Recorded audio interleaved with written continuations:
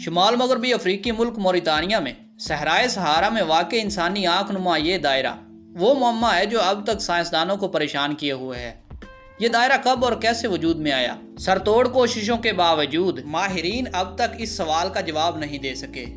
Video میں آگے بڑھنے سے پہلے ہمارے نئے آنے والے دوستوں سے گزارش ہے کہ ہمارا چینل رازگر سبسکرائب کریں، ویڈیو پسند آئے تو لائک کریں اور دوستوں سے شیئر کریں۔ دنیا کے تیسرے بڑے صحرا سہارا میں واقع یہ مقام افریقہ کی آنکھ، سہارا کی آنکھ یا ریچڈ سٹرکچر کہلاتا ہے۔ اسے خلا سے بھی دیکھا جا سکتا ہے۔ یہ دائرہ 25 میل رقبے پر محیط مختلف اقسام کے پتھروں پر مشتمل ہے۔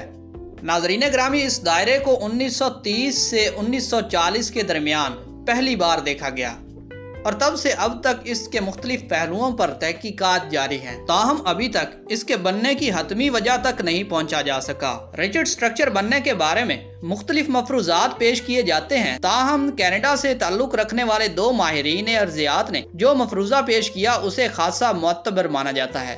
اس مفروضے کے مطابق یہ آنکھ آج سے 10 کروڑ سال پہلے اس وقت بننا شروع ہوئی جب ہماری زمین مختلف براعظموں میں بٹنا شروع ہوئی۔ اس سے قبل ہماری زمین ایک ہی براعظم پر مشتمل تھی۔ جب زمین کی پلیٹیں ایک دوسرے سے دور سرکنا شروع ہوئیں اور آج کا براعظم افریقہ اور شمالی امریکہ ایک دوسرے سے الگ ہونے لگے، تب زمین کی تہہ میں موجود پگھلی ہوئی چٹانیں بیرونی سطح کی طرف آنے لگیں، لیکن یہ بالکل زمین کے اوپر نہ آ سکیں اور نیچے ہی رک گئیں، جس سے پتھریلی سطحوں کا ایک گنبد سا بن گیا۔ اس تمام عمل سے اس گنبد کے بیچوں بیچ اور اس کے ارد گرد فالٹ لائنز بھی پیدا ہو گئیں۔ اس گنبد نے اوپری سطح پر موجود چونے کے پتھروں کو بھی پگھلا دیا جو اس آنکھ کے وسط میں موجود تھے۔